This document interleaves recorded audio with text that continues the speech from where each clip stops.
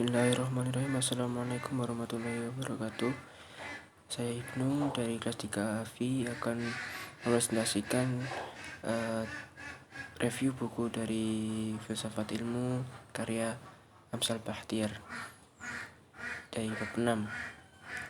Tantangan dan masa depan ilmu. Kemajuan ilmu dan kekrisis kemanusiaan. Kemajuan ilmu dan teknologi yang semula bertujuan untuk mempermudah pekerjaan manusia, tapi kenyataannya teknologi telah menimbulkan keresahan dan ketakutan baru bagi kehidupan manusia.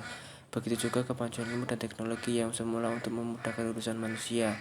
Ketika urusan itu semakin mudah, maka muncul kesepian dan keterasingan baru, yakni lunturnya rasa solidaritas, kebersamaan dan silaturahim. Contohnya penemuan televisi, komputer, dan handphone telah mengakibatkan kita terlena dengan dunia layar.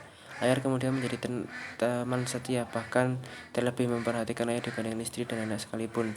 Teknologi layar mampu membius manusia untuk tunduk kepada layar dan mengabaikan yang lain. Jika manusia tidak sadar akan hal ini, maka dia akan kesepian dan kehilangan sesuatu yang amat penting dalam dirinya, yakni kebersamaan, hubungan kekeluargaan sosial yang hangat. Kalau pengaruh teknologi yang demikian semakin dalam, maka dia tidak sadar dari kebutuhan sebenarnya. Pada ilmu bioteknologi, perkembangan yang dicapai saat maju seperti rekayasa genetika dan teknologi cloning menandakan pemajuan yang begitu dahsyat sehingga mengkhawatirkan semua kalangan. Contohnya, jika teknologi tersebut jatuh ke tangan penguasa yang zalim, rakyatnya akan diusahakan memiliki sikap yang bungkam,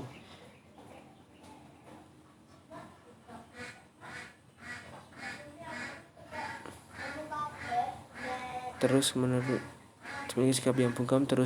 Kendati teori ini belum tentu akan terwujud dalam waktu singkat, namun yang jelas rekayasa genetika menimbulkan persoalan dan sekaligus kekhawatiran besar di kalangan ahli etika dan agamawan.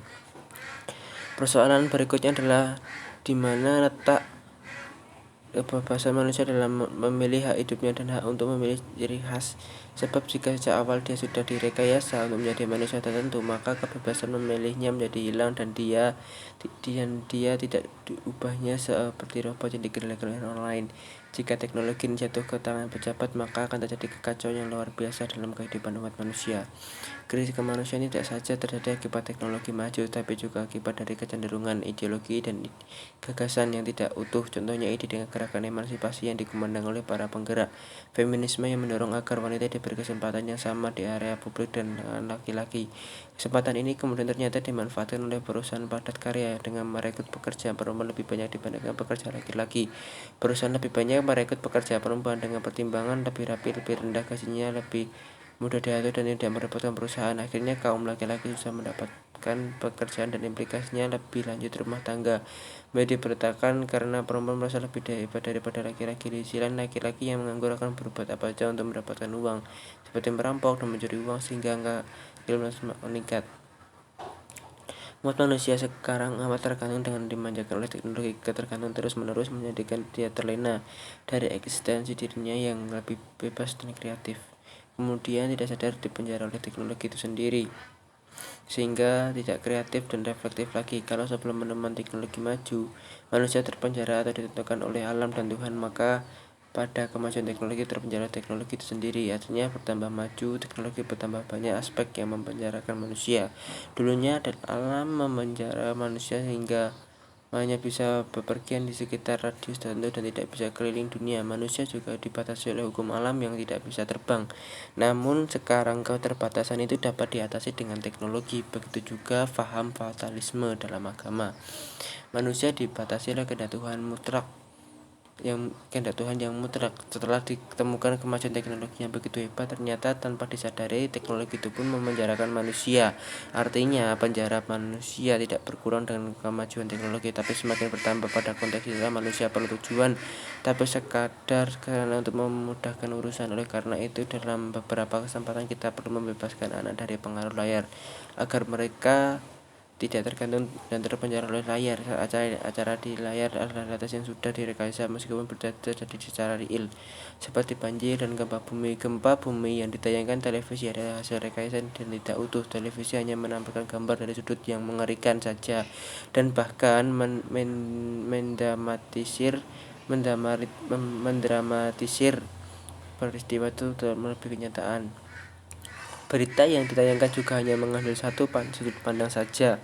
Tidak semua dimensi peristiwa. Jika kita tidak mau kehilangan eksistensi kemanusiaan dan terhindar dari krisis kemanusiaan, maka kita harus berjuang untuk membebaskan diri dari gungkungan teknologi kembali pada eksistensi awal, yakni manusia yang kreatif dan dinamis. Penyadaran terhadap bahaya yang begitu besar bagi kemanusiaan perlu terus dikumandangkan, terutama kepada penguasa yang memiliki otoritas dalam mengambil kebijakan.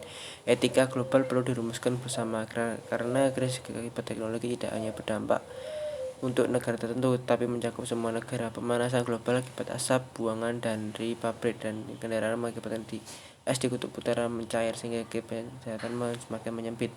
Tempat tinggal manusia semakin menyempit, padahal jumlah penduduk semakin meningkat. Pada konteks ini akan muncul berbagai persoalan dan krisis kemanusiaan itu sendiri. Bagi agama, ilmu dan masa depan manusia.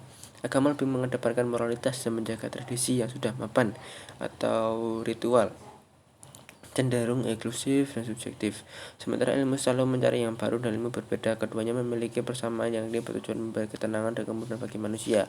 Agama memberikan ketenangan dari segi batin karena ada janji kehidupan setelah mati, sedangkan ilmu memberi ketenangan dan sekaligus kemudahan bagi kehidupan di dunia.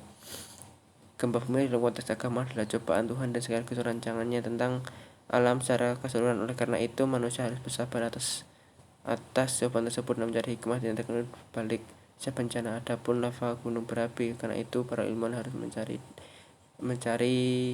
ilmu dan teknologi untuk mendeteksi kapan gempa terjadi, dan bahkan kalau perlu mencari cara mengatasinya. Sebagaimana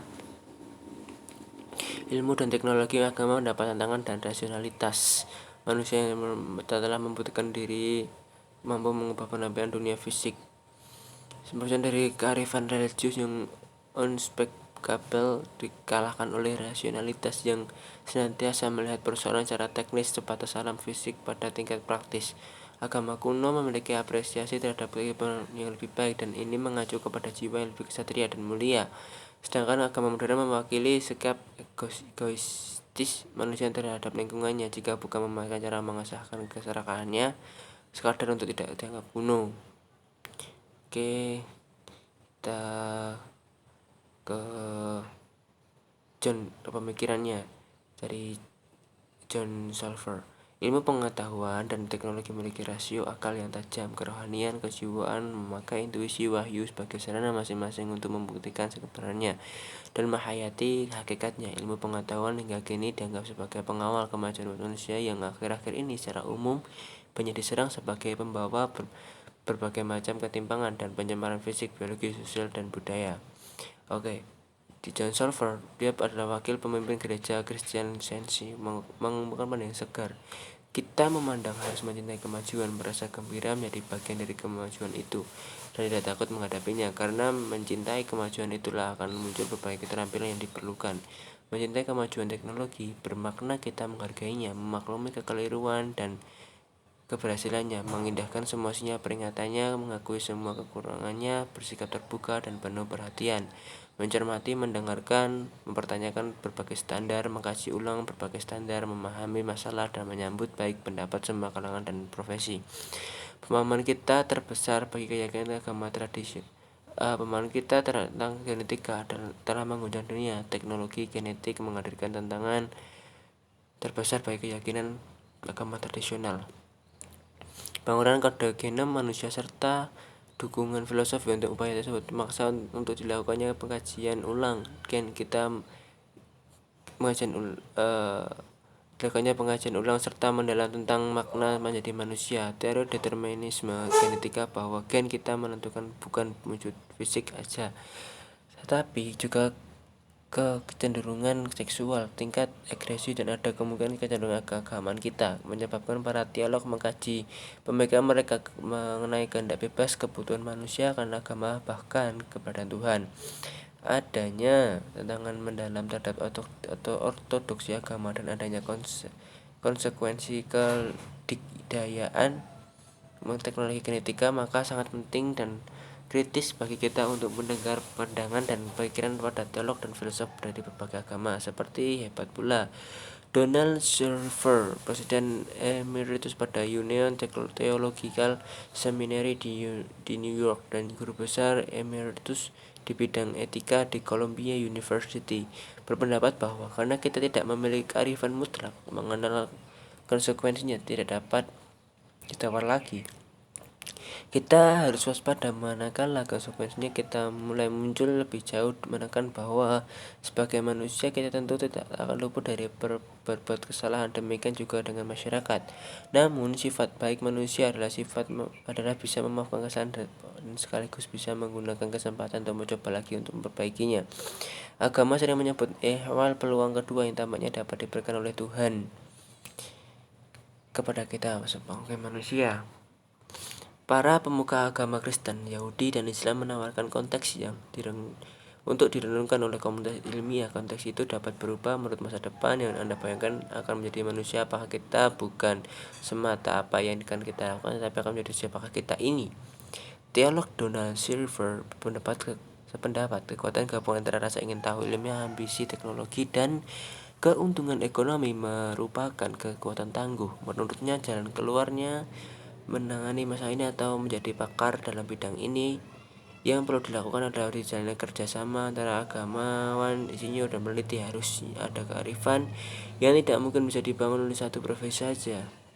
Akan tetapi para pemuka agama hanya mempunyai peran sebagaimana pihak lain untuk berpartisipasi dalam perdebatan dan membawa nilai-nilai mereka ke meja diskusi. Berbagai keprihatinan ini begitu jauh sama segi pemahaman sifat manusia sehingga agama berperan lebih penting daripada filsafat.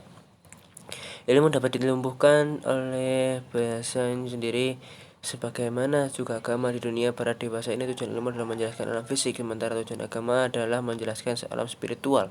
Ilmu mengira bahwa ilmu tidak memiliki filsafat dan sekadar mengkaji dan mengukur benda secara empiris, padahal sesungguhnya ilmu juga memiliki filsafat. Ilmu yang menganggap penting benda yang empiris dan ilmu tidak akan melatih pengajarnya untuk berpikir secara filosofis. Mereka hanya akan mempelajari berbagai jenis rumus dan teknologi, dan ini adalah salah didik yang buruk yang menimpa para penganut ilmu, dan hal itu harus diubah. Sedangkan penganut agama harus dilatih berpikir dengan cara yang berbeda. Kalau tidak, mereka akan tetap bertahan secara dogmatis. Kita harus memandang agama lebih dari sekedar keyakinan. Para penganut agama harus kembali ke jumlah pemikir mereka sendiri untuk bersikap agak lebih luwes dan tidak mengenal gaya berpikir inkuisisi yang sederhana. Setidaknya agama dan ilmu dalam konteks ini dapat dilakukan demi terwujudnya keseimbangan peradaban manusia, sebab kalau masing-masing pihak tetap mempertahankan ego, maka masa depan umat manusia tidak dapat diselamatkan. Bahkan akibatnya jauh lebih dahsyat daripada kehancuran Perang Dunia II. Einstein tidak mengkhawatirkan Perang Dunia IV, tapi yang mengkhawatirkan adalah Perang Dunia Ketiga. Karena pada Perang Dunia Ketiga inilah kehancuran total umat manusia dan mereka akan kembali memulai peradaban dari awal lagi. Selain ilmu dan teknologi tidak harus dilihat dari aspek yang sempit, tetapi harus dilihat dari tujuan jangka panjang dan untuk kepentingan kehidupan yang lebih abadi. Kalau visi ini yang diyakini oleh para ilmuwan dan agamawan, maka harapan kehidupan ke depan akan lebih cerah dan sentosa. Tetapi tentu saja pemikiran seperti ini perlu dukungan dari berbagai pihak untuk terwujudnya masa depan yang cerah dan harmonis. Itu saja dari saya, kurang lebihnya mohon maaf. Wassalamualaikum warahmatullahi wabarakatuh.